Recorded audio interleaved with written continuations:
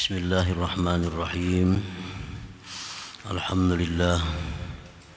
Alhamdulillahilladzi amarana bitalabi wad-du'a izharan lil faqri wal maskanati wad-dana wa qiyaman bihaqqihi subhanahu wa ta'ala.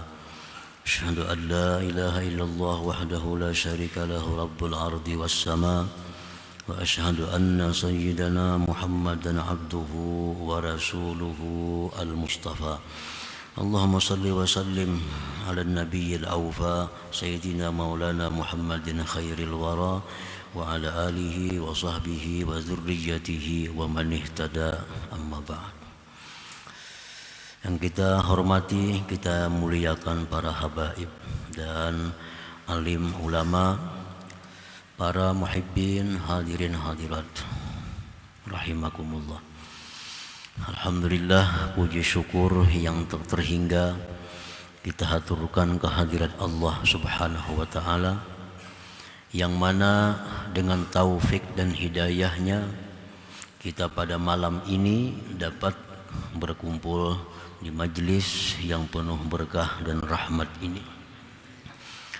Salawat dan salam kita haturkan kehadirat junjungan kita Nabi besar Muhammad sallallahu alaihi wasallam dan seluruh keluarga, sahabat dan zuriat beliau serta pengikut sampai hari akhir. Para muhibbin rahimakumullah, al-hikmatus sadisah wa sittun ba'dal mi'ah minal hikamil ataiyah. Hikmah yang ke-166 dari Al-Hikamil Ataiyah. Qala al-Imam Ahmad ibn Athaillah As-Sakandari rahimahullah wa nafa'ana bi ulumihi wa asrarih. La yakun talabuka sababan ilal ata'i minhu fayakilla fahmuka anhu wal yakun talabuka li izharil ubudiyah wa qiyaman bi huquqir rububiyah. Yang artinya, dan jangan adalah tuntutan engkau kepada Allah menjadi sebab kepada pemberian Allah, maka sedikitlah pemahaman engkau tentang Allah, dan hendaklah tuntutan engkau kepada Allah itu untuk menampakkan kehambaan engkau dan mendirikan hak-hak ketuhanan. Nah, itulah maknanya hikmah yang ke-166 ini.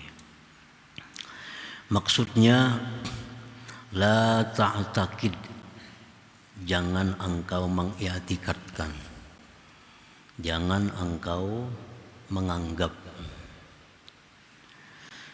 annad du'a sababun fi tahsili matlubik minallahi ta'ala, bahwa doa itu sebab pada menghasilkan tuntutan engkau dari Allah subhanahu wa ta'ala. Jangan mengi'tikadkan, jangan menganggap bahwa doa itu sebab untuk menghasilkan tuntutan kepada Allah. Sebab berdoa ini lalu hasil.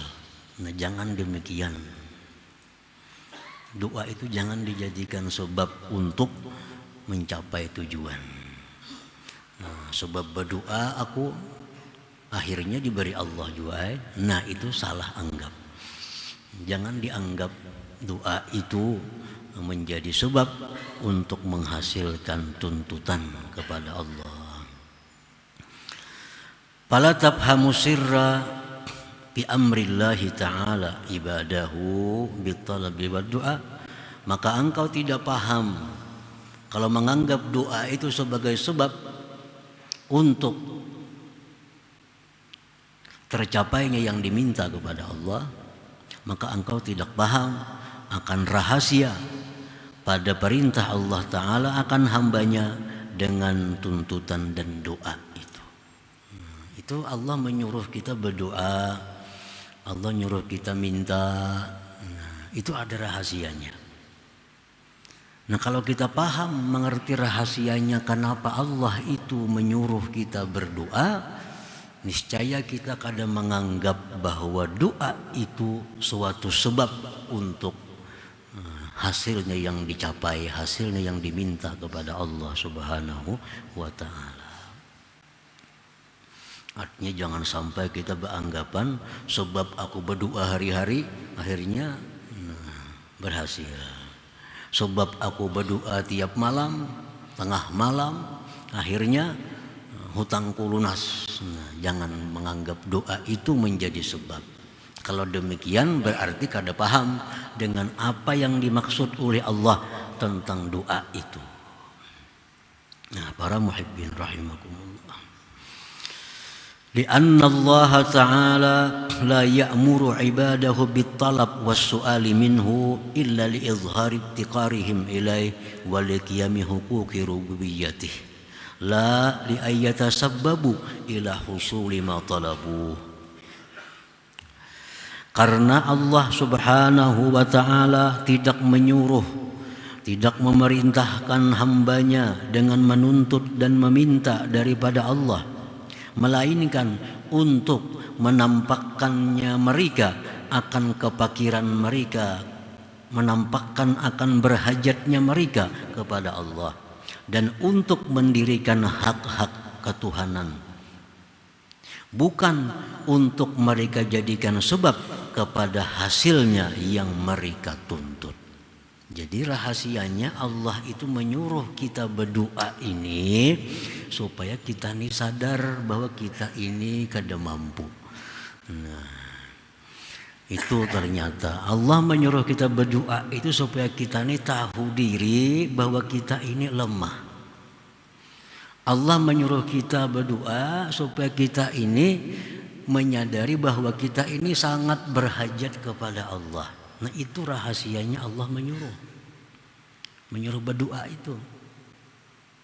Dan mendirikan hak-hak ketuhanan.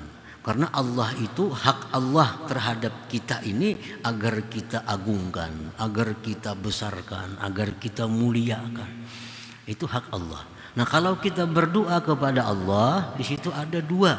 Satu, kita mengakui lemahnya kita. Yang kedua, kita mengakui kayanya Allah. Nah, komplit sudah itu. Jadi dengan doa itu ada dua pengakuan yang secara tidak langsung. Secara tidak langsung. Bahwa kita ini kada mampu, lalu berdoa. Yang kedua, Allah Maha Kaya. Lalu kita minta kepadanya. Nah, disitulah rahasianya Allah menyuruh kita berdoa itu. Bukan supaya dijadikan sebab doa itu untuk mencapai tujuan, untuk meminta-minta sesuatu kepada Allah. Bukan itu rahasianya Allah menyuruh kita berdoa itu. Nah, para muhibbin rahimakumullah, makanya ada hadis yang menyatakan ad-doa mukhul ibadah. Doa itu adalah otaknya ibadah.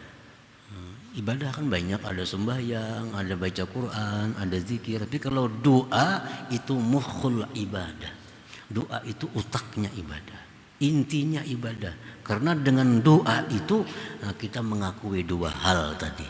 Satu, kita lemah, kita hina, kita tidak berdaya. Yang kedua, kita mengakui Allah Maha Kuat, Maha Kaya, dan segala-galanya. Nah, itu rahasianya doa. Para muhibbin rahimakumullah. Fahadha fahmul arifina billahi ta'ala wa haluhum. Nah, inilah pahamnya orang-orang yang ma'rifat dengan Allah. Dan demikianlah keadaan mereka itu. Orang yang ma'rifat itu berdoanya kada memandang kabul kadanya. Kada memandang kabul ka doa aku kada ka, kada itu yang mereka pandang. Yang mereka pandang bahwa dengan berdoa itu mereka adalah sudah mengagungkan Allah dan mengakui kehinaan dirinya. Fal arifu billah la yanqati'u su'aluhu ila Allah ta'ala wa in a'tahu matlubah. Orang yang ma'rifat dengan Allah itu tidak putus permintaannya kepada Allah sekalipun Allah berikan yang dituntutnya. Walaupun Allah sudah memberikan apa yang mereka doa itu, tetap mereka minta. Misalnya mereka minta, Allahumma inni as'aluka as-sihhata wal afiyah. Ya Allah, aku minta kepada Engkau sihat dan afiat. Diberi Tuhan sihat dan afiat. Kalau mereka ampih minta itu kada, tetap mereka minta. Tetap mereka minta, walaupun sudah sihat, walaupun sudah gagah, sudah kuat, tetap mereka minta, Allahumma inni as'aluka as-sihhata wal afiyah. Kada mau istirahat, kada mau berhenti. Nah, lain hal dengan orang-orang yang tidak ma'rifat kepada Allah. Mereka itu begitu Allah beri, ampihnya berdoa. Orang banyak bisi hutang, berdoa lawan tu, ya Allah lunasi hutang hamba, lunasi hutang. Tiap malam berdoa, hutangnya lunasannya kada berdoa lagi lawan itu. Karena dia menganggap doa itu sebab, sebab untuk diberi oleh Allah.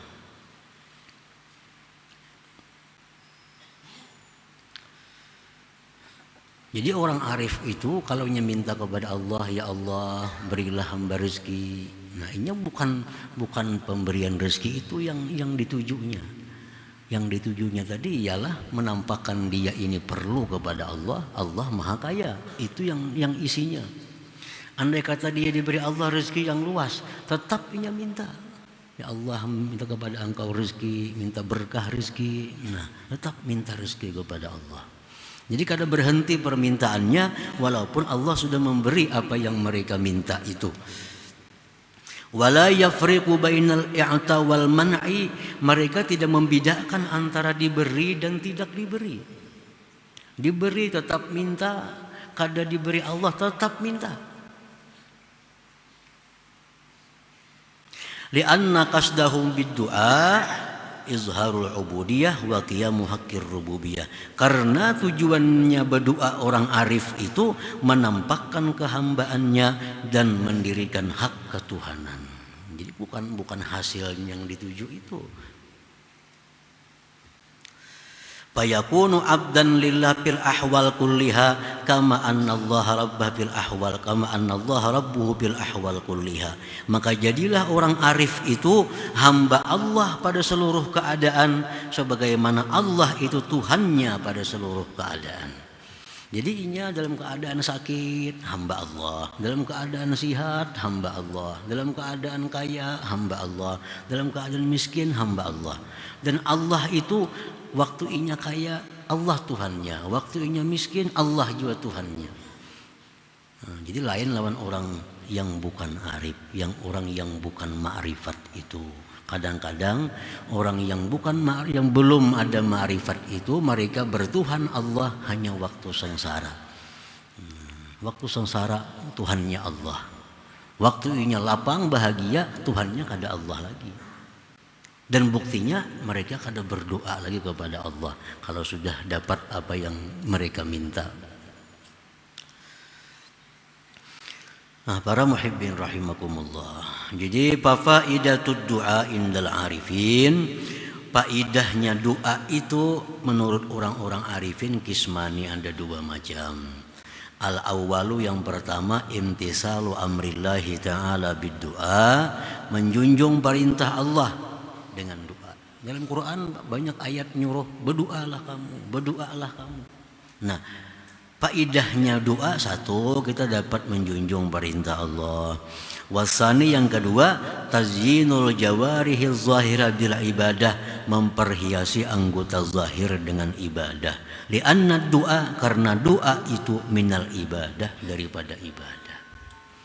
Nah, para muhibbin rahimakumullah. Jadi rahasia doa yang tadi sudah, untuk mengakui bahwa lemah dan mengakui Allah itu maha kuat.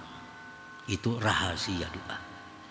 Kalau faidah doa, satu, menjunjung perintah Allah. Yang kedua, memperhiasi anggota tubuh yang zahir dengan ibadah. Kan doa itu zikir Allahumma, kan tuh ibadah tuh Allahumma. Kita mengangkat tangan tuh sunat juga, ibadah juga. Jadi dengan doa kita hiasi tubuh kita dengan ibadah dan kita junjung perintah Allah. Jadi kada ada urusan nang kabul kada kabul itu mereka kada mengharapkan itu, kada mengkasat itu kada. Nah, para muhibbin rahimakumullah. Jadi kada mau bosan berdoa. Sudah bertahun-tahun mendoakan kada baik juga ampiha. Nah, karenanya menganggap doa itu sebab, menganggap doa itu sebab. Banyak kita yang berprinsip beriktikad macam itu. Ada yang berdoa, doa kada pina kabul, ganti pulang doa. Ya sama aja juga doa itu.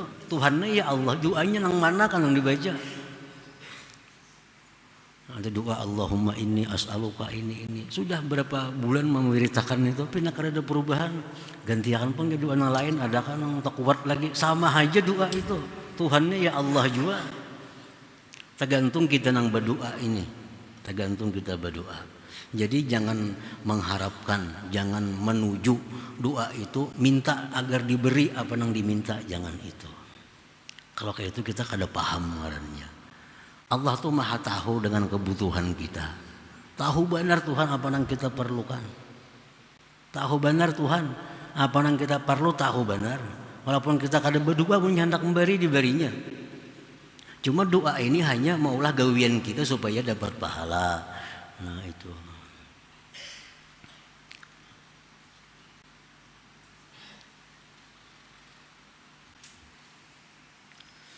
Qala Syekh Abdul Hasan radhiyallahu an, la yakun hammuka bi du'aika azufra bi qada'i hajatik fatakuna mahjuba wal yakun hammuka munajata maulak.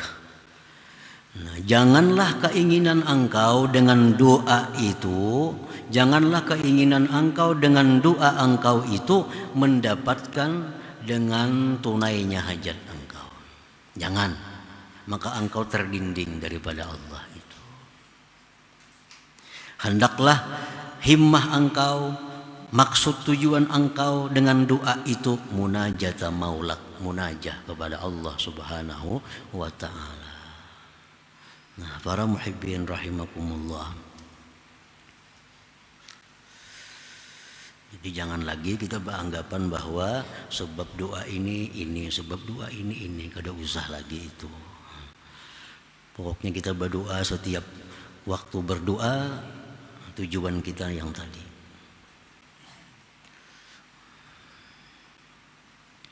Wa amma awamun nas ya'taqidun anna du'a sababun fi tahsili muradihim minallahi ta'ala.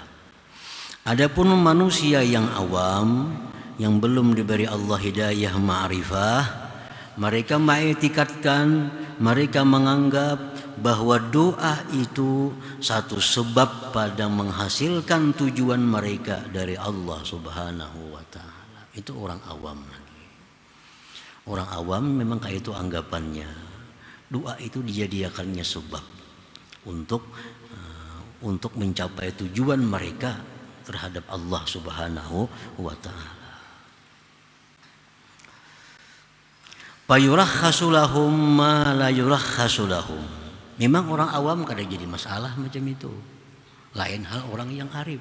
Kalau orang arif itu diturunkan derajatnya di sisi Allah. Kalau orang ini sudah diberi Allah ma'rifat, sudah punya kedudukan tinggi terhadap Allah, berdoa, maulah doa itu sebagai sebab, nah ini diturunkan Allah orang arif di kedudukannya. Karena dianggap Tuhan kada mengerti lagi ini dengan tujuan doa. Nah kalau orang awam menjadikan doa sebagai sebab, itu masih dibolehkan bagi mereka. Menjadi orang awam sebab doa ini aku menjadi sugih ini. Nah itu ada apa-apanya orang awam, kada jadi masalah.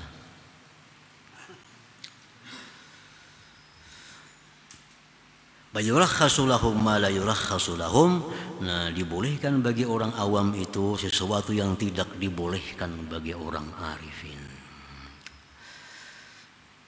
Lakin tetapi orang awam tadi dibolehkan inya menganggap doa itu sebagai sebab, tetapi bimuraati syurutihi wa adabihi, tetap dia dituntut untuk menjaga syarat-syarat doa dan adab-adab doa. Jadi orang awam walaupun dibolehkan dia menganggap doa sebagai sebab untuk mencapai tujuannya kepada Allah, tapi tetap orang awam itu dituntut menjaga syarat-syarat doa dan adab-adab doa. Nah, apa syarat-syarat doa itu? Antara lain an la yas'alallah ma yamtani'u aqlan wa syar'a. Bahwa dia tidak minta kepada Allah yang tertegah pada akal dan syara. Jangan minta lawan Tuhan nang akal kada menerima. Jangan minta. Misalnya seperti ka inzalil maidah minas sama. Seperti minta ya Allah turunkan makanan dari langit kayak Siti Maryam. Nah, jaka wali ayuh berdoa ka itu kada bapak. Orang awam itu kada boleh berdoa. Nah, atau jangan berdoa kepada Allah yang dilarang menurut syara. Seperti apa? Kasu'alihil maghfirah lil kufar, memintakan ampunan bagi orang kafir, jangan. Itu kada boleh. Orang kafir disambat almarhum, itu kada boleh. Ada yang mengatakan kafir tuh. Ada yang mengatakan kafir kalau kita mendoakan orang kafir dapat rahmat. Kan almarhum itu yang dirahmati artinya. Telah berpulang ke rahmatullah orang kafir. Nah, itu kada masuk dalam syarat doa. Jadi walaupun orang awam mereka dibolehkan menjadikan doa sebagai sebab, tapi tetap dituntut menjaga syarat doa. Syarat doa dan adab-adab doa itu. Wa min adabihi, setengah daripada adab doa, ayyas Allah ta'ala ma amarallah bisu'alih. Setengah adab doa bahwa dia minta kepada Allah akan sesuatu yang Allah suruh memintanya. Nah, itu beradab ngarannya. Allah menyuruh kita minta ini kepada Allah. Nah, kita lakukan, nah itu beradab. Beradab. Jangan minta kepada Allah nang kada disuruh Allah minta itu. Itu kada beradab ngarannya. Dalam Quran adalah Allah menyuruh kita berdoa jadi orang sugih, kada ada. Kada ada. Nah, jadi kita jangan berdoa ya Allah jadikanlah hamba orang sugih, jangan. Allah kada ada nyuruh itu. Atau misalnya Allah kada ada nyuruh agar kita dalam dunia ini mempunyai jabatan kedudukan, kada ada juga. Jadi jangan berdoa ya Allah jadikanlah hamba ini bupati, jangan juga artinya, atau pembakal atau apa. Allah kada nyuruh itu. Nah, nang kita minta kepada Allah yang Allah suruh kita minta. Itu ngarannya beradab lawan Allah. Kayak kita juga misalnya memasani orang, ika mau nak minta minyak gas lawan aku, nak minta beras lawan aku, hendak minta obat lawan aku. Nah, datang kita ke wadahnya minta pang minyak gas, nah dibarinya. Minta pang kita obat dibari. Ini disuruhnya minta itu. Nah, kalau kita minta nang lain pada itu, nah itu bisa kada dibarinya dan kada bertata kerama. Ini sudah madahkan kalau minta lawan aku ini yang diminta, minta nang kada disuruhnya. Nah, jadi beradab dalam doa itu bahwa kita minta kepada Allah, minta yang disuruh Allah memintanya. Contohnya banyak, kasu'ali dukhulil jannah, minta masuk surga. Nah, itu disuruh Allah kita. Wan najah minan nar, selamat dari neraka, disuruh Allah minta itu. Wal maghfirah, minta ampunan, banyak benar Allah menyuruh beberapa kali agar kita minta ampun. Wasabatil iman, nah, tetapnya iman. Nah, itu kita minta tambahan ilmu yang bermanfaat. Nah, kita minta kepada Allah hal-hal seperti itu beradab ngarannya, karena memang disuruh minta itu. Atau Allah kasual bil khair indallah. Allah kada lepang nyuruh kita minta itu kada ada. Allah kada ada nyuruh agar kita minta panjang umur. Dalam Quran itu pinanya kita hendak minta panjang umur, ayo tapi ditambahi, ditaklik, digantung dengan kebaikan. Nah, ya Allah panjangkanlah umur hamba untuk berbuat taat kepada Engkau. Nah, tambahin itunya. Ya Allah panjangkanlah umur hamba untuk memperbanyak amal ibadah kepada Engkau. Ya Allah berilah hamba rezeki yang luas untuk beribadah kepada Engkau. Nah itu ayo aja minta macam itu, cuma tambahi dengan kebaikan. Atau misalnya kita minta kepada Allah sesuatu ditambah jika itu membawa kebaikan kepada hamba. Ulah hendak calon jadi pembakal, ayo aja minta, ya Allah mudahan hamba isuk manang jadi pembakal. Nah amunnya baik lawan ulun, mun kada biar kalah kada bapak. Nah itu bagus benar. Katujubana Tuhan meminta kayak itu. Ini kada sampean taat semuaan supaya manang aja. Sampean taat supaya manang sok pemilihan, supaya manang. Mestinya manang jika itu membawa kebaikan. Nah itu tambahi itunya. Allah ketujuh tuh itu beradab kepada Allah Subhanahu wa taala. Ya, jadikanlah hamba seorang pejabat ini jika itu membawa kebaikan bagi hamba. Ayo ya. Nah, itu digantungkan dengan kebaikan. Nah, para muhibbin rahimakumullah. Jadi hikmah yang ke-166 ini mengajarkan kepada kita bahwa kita berdoa kepada Allah tujuannya adalah untuk menampakkan kelemahan kita, mengakui bahwa Allah itu maha kaya, maha kuat dan sebagainya. Yang kedua, kita berdoa kepada Allah itu untuk menjunjung perintah Allah dan memperhiasi tubuh kita dengan ibadah. Urusan kabul kada kabul itu jangan dipikirkan. Jangan dipikirkan. Kabul kada jangan dipikirkan itunya. Pokoknya kita berdoa ini menjunjung perintah Allah, memperhiasi tubuh dengan ibadah, mengakui Allah itu maha agung, maha kaya, dan seorang ini lemah yang hina, kada berdaya. Sudah. Dengan demikian kita menjadi orang yang paham dengan rahasia Allah menyuruh kita untuk berdoa itu. Nah, selanjutnya hikmah yang ke-167 insyaallah taala. إلى حضرة النبي صلى الله عليه وسلم الفاتحة. الرحمن الرحيم مالك يوم الدين إياك نعبد وإياك نستعين اهدنا الصراط المستقيم صراط الذين أنعمت عليهم. يا الله بها يا الله بها يا الله بحسن الخاتمة يا الله بها يا الله بها يا الله بحسن الخاتمة يا الله بها الله بها يا الله بحسن الخاتمة فيا أيها الرجل منه شفاعة صلوا عليه وسلموا تسليما اللهم صل وسلم عليه